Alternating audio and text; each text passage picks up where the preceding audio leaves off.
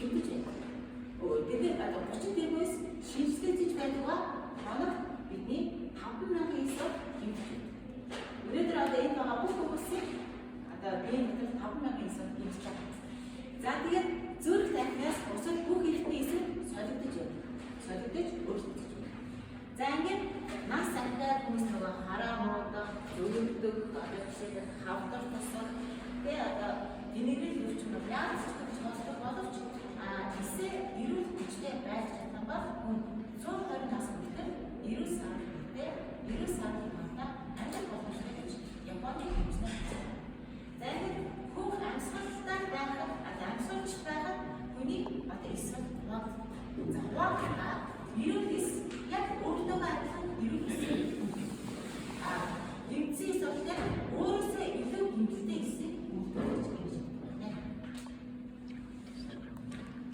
За энэ нүдлийн хүчтэй болохоор хүн болгоно хүний бие болохоор маш ухаантай гэдэг систем учраас нүдлийн хүчтэй бол мэдээж хүний бие үүдгэж. За нүдлийн хүчтэй бол хүний элэг болно. За 20 нас хүртэл хүний элэг болохоор нүдлийн хүчтэй хүний биеийн шаардлагатай нүдлийн хүчтэй яг тэр том хэмжээнд үүдгэж чадна. 20-оос дээш болоод ирэхээр нөгөө хүний бие үүдгэж хүчин чадсан юм да. Тэгээд тохиолдолд бид хоол хүнс гэсэн үйлчлэг хоол хүнснээс авах нүдтэй за ингээд нүдлийн хүч гэж яг юу гэдэг вэ? За нүдлийн хүч гэдэг энэ чинь хийх биш юу гэж хүмүүс бас бодож байгаа хүмүүс байна. Тэгвэл нүдлийн хүч гэдэг нь одоо ерөөсөө ДНХ хаана вэ? За тэгээд ДНХ нь болохоор бидний одоо ген шүү дээ. Одоо энэ эсийн зураг одоо энэ зураг энэ бол ген. За энэ цитоплазмын хаалт за ДНХ нь юу хийх вэ гэхээр нөгөө одоо би шийдэл өөрчлөлт санаат гэдэг хоёр хүнээс ген аваад тэгээд нөгөө энэ хоёрын үднийг ба миний биений оснаас хамаараад одоо эрэгтэй бас бүртээ одоо 20 амин хүчний холбоосоо ямар одоо холбоос хэрэгтэй гэдгийг зураг төслийг гаргаж өгдөг ажлыг хийх нь болохоор ген. За тэр нөгөө одоо миний биед одоо өөрчлөлт хийх юм тэр одоо хэрэгтэй амин хүчний мэдээлэл дистраторыг гаргаад тэр хэрэгтэй уугийн үйлдвэрлэх байдлыг ARP. Зэн ARP цитоплазмууд байгаа боловч ДНХ-ийг одоо трансфер RNA гэдэг зүйл өгөхөөр ARP хаалцдаг. Тэгээд ARP-ийн одоо хүний бие дотроос нөгөө 12 онцгой шимтгэлээр яваад одоо нөөцөөс одоо амин дэм одоо юу гэдэг өөгтөөс сагрын бүхий шимтгэлээр гараад байсан шүү дээ. Тэрийг чинь нөгөө ARP чинь яг надад одоо миний тухайн өөрийн шаардлагатай амин хүчний маань яг тэр тоо шигтээр одоо ДНХ-ийг өгсөн даалгавраар агчраад энэ одоо эсийг эрүүл болгох, хүчтэй болгох уугийг үүдгэж байна. За товчхон хэлэх юм бол ДНХ-аар эсийн зохион байгуулалтын хариуцлага байхад RNA эсийг үүдгэж гэж байна. За хүний бие бол ерөөсөө уугаас бүрддэг. Энийг бол та бүхэн мэдж байна. За нэг булчин, яс, хумс, дотор эрэгтэй өсөл болон нөхөр хүчит амьсгалах хэрэгтэй, хоол боловсруулах хэрэгтэй гормон, эсрэг бие, фермент бүгд энэ бүх зүйлээр уур маш хэрэгтэй. За нэг хүний биед ойролцоогоор 100 мянган төрлийн уур байдаг. 20 төрлийн амин хүчний холбоосоор хамааран өөр төрөл болов. Тэгэхээр 20 амин хүч маш чухал байгаа. За бидний өөрийн бодлыг бид нар хоол хүнснээс хоол хүнснээс авсан хоол хүнсээ одоо хоол боловсруулах хэрэгтэй маань амин хүчит болон зардаж бүх биеийг маань хааж. За энэ нөгөө хоолоос авсан хоол хүнсийг яаж амин хүчит тэрийг одоо бидний төрөлх хөдөлгөөнөөр тавьсан 12 махаас манай энэ байна. За тэгвэл тэр нөгөө хоол хүнсээ авч ирэх тийм хоол хүнсээ өөр болж ирэх. За тэгвэл тэр өөрийг нь амин хүчит хоол боловсруулах хэрэгтэй. Одоо 12 одоо 12 өдөр хийстэй бүдүүг эзэглээ. Тэгээд нөгөө нойр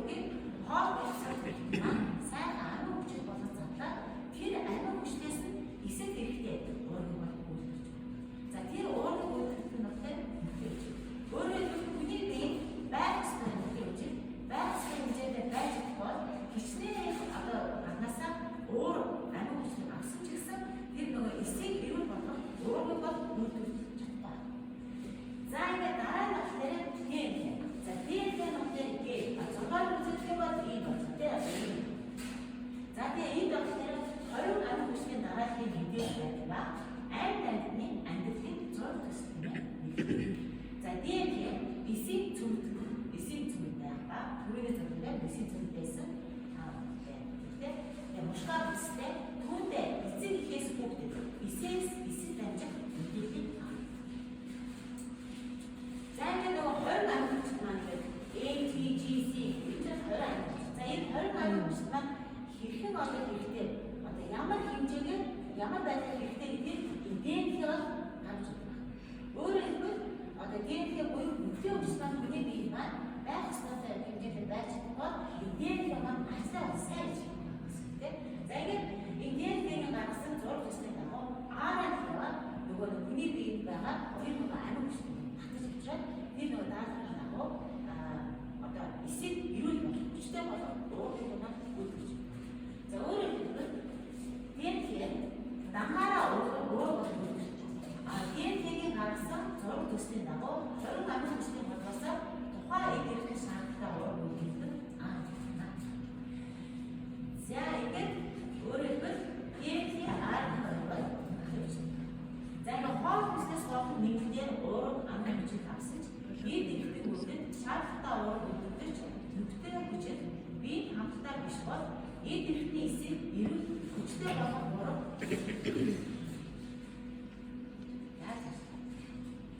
за нөхцөл хүчит ба хүчтэй. За сүүлийн Монгол бол нөгөө хавдрын хүчтэй хүмүүс маш юм байна. За хавдар зүрхний өвчтөй хүмүүс бас Монгол задарсан байна.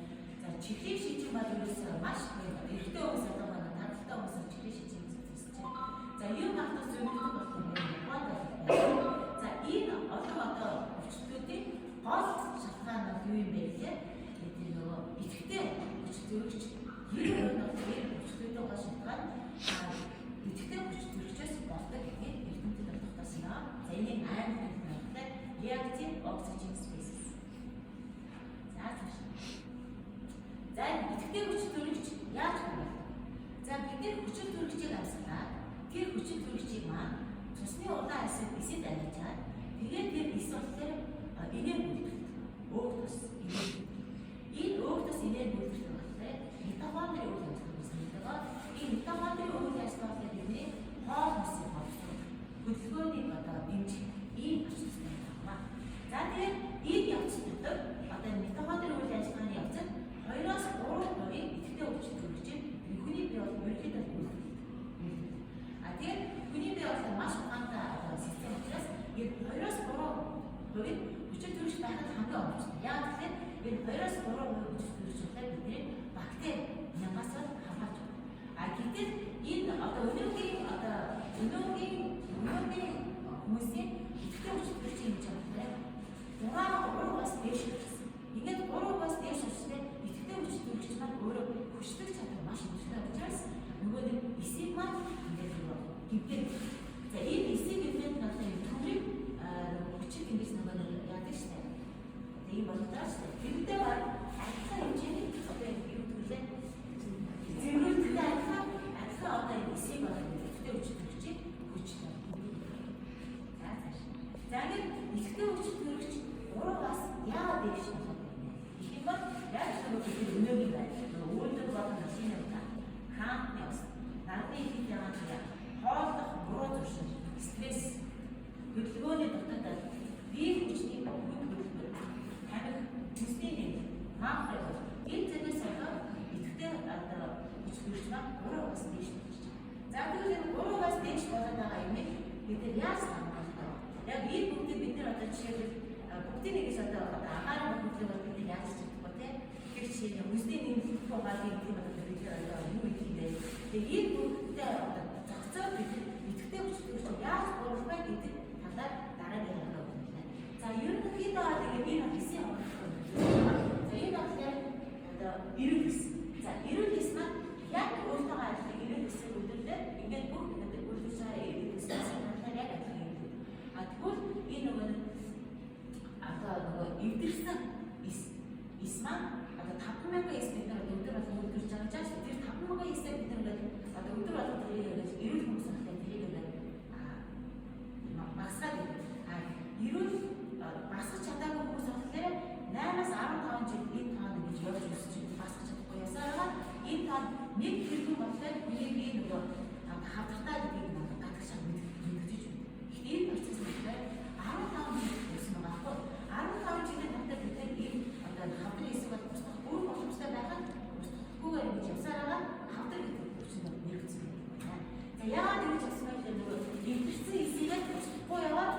идэрсэн эснээс бүр нөгөө идэрсэн эснээс бүр бүр ингэж мэдзээрээ ингээд хавдрын эс болдог. 8-аас 15 жил болоод хүмүүс хавдрын өчнөд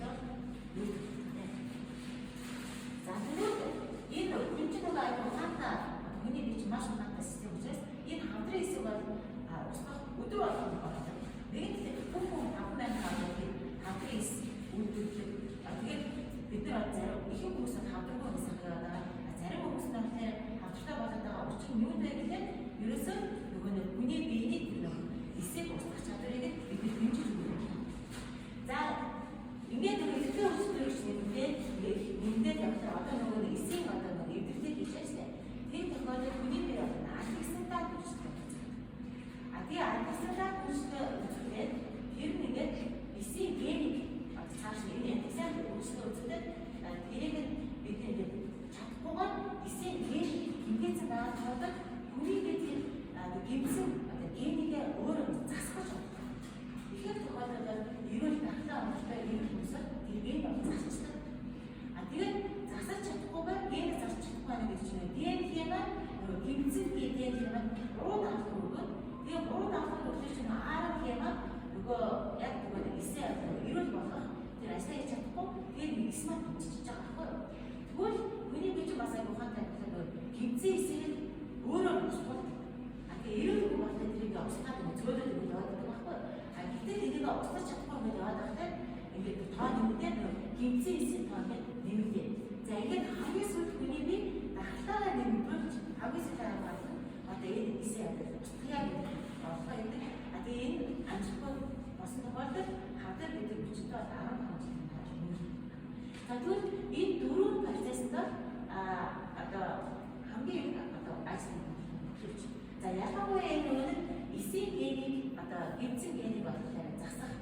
Тэгээд одоо гимсэн эсийг өөрөөр нь устгах энэ хоёрыг зөвхөн хэлж байна.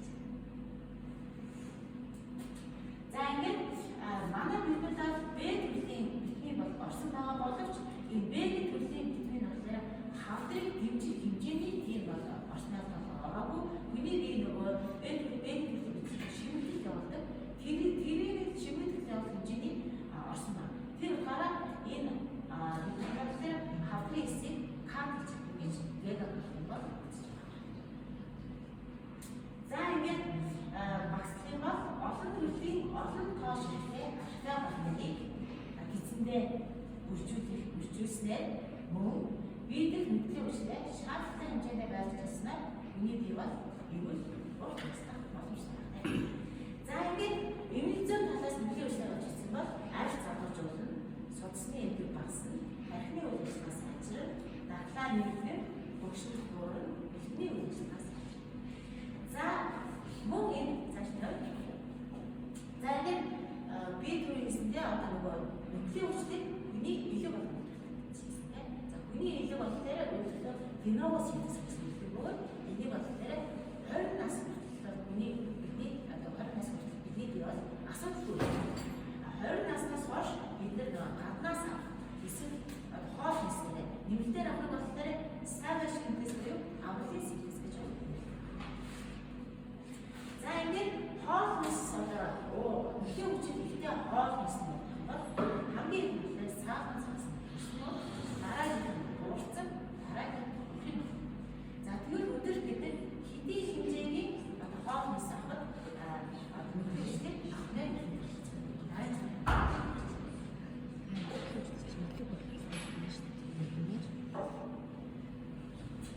за өдөр бид нэрштэй 943 г саахан цаасан хүчний 340 14 г уурцсан 280 цааны 11 г үхрийн элэг 606 цааны 6 г үхрийн боёлгоор бидний авсан нөхөн хүчтэй авч. Тэгээд хэрэг бид энэ хоол хүсээрээ авч чадах тохиолдолд манай библиэлийн 10 ширхэг авах авахтай байна. За ингээд библиэс аваад тэгвэл бидний энд их гэж зүгээр байсан гэж өөрөө ааш. Тэгвэл эдийн хоолой бидний энд их байна дээ. За айс 28 өдөр нөгөө нэг хамгийн гайс хийгээд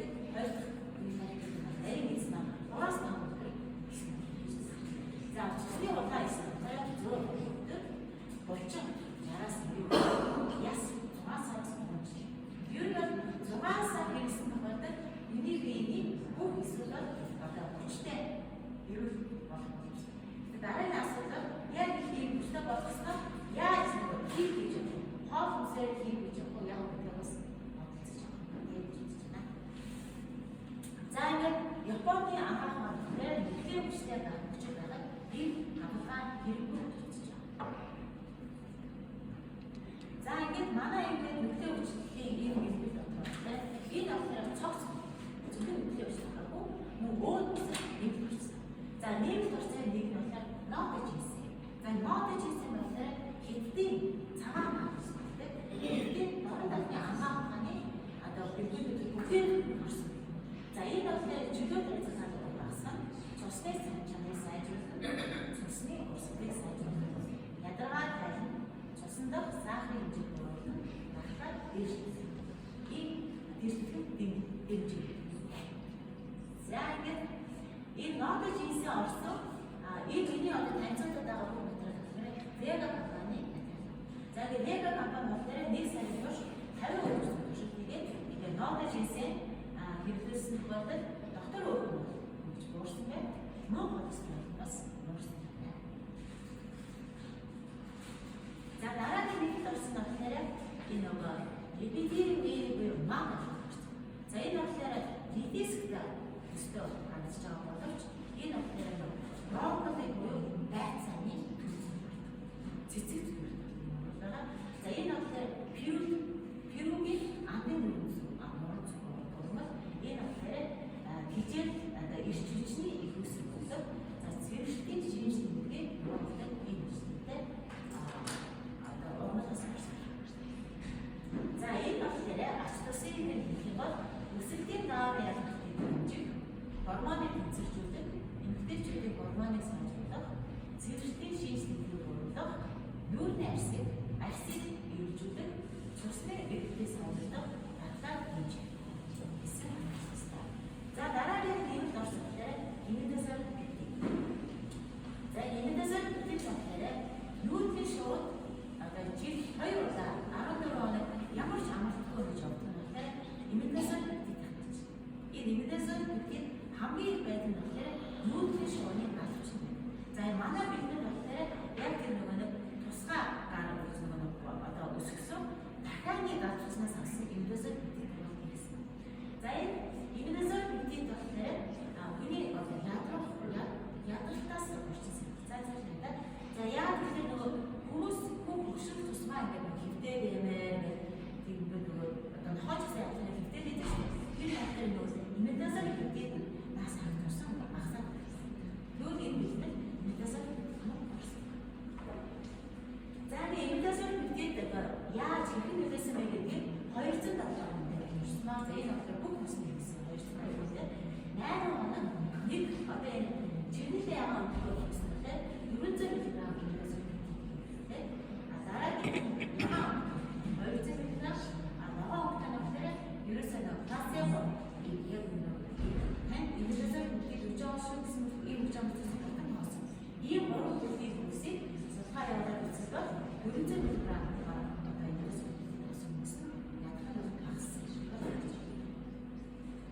За үүнээс гадна энэ бэлтгэл цайр болсон байгаа. За цайр бэлтгэл нөхөө өчиг мэдвэл мөн цайр болохоор нөхөө өчиг хэмжээ ялангуяа төрөв гэж сайн мэддэг. За дараа кванцам куар болсон байгаа. За кванцам куар болохоор стресс багасгах мөн кванцам куар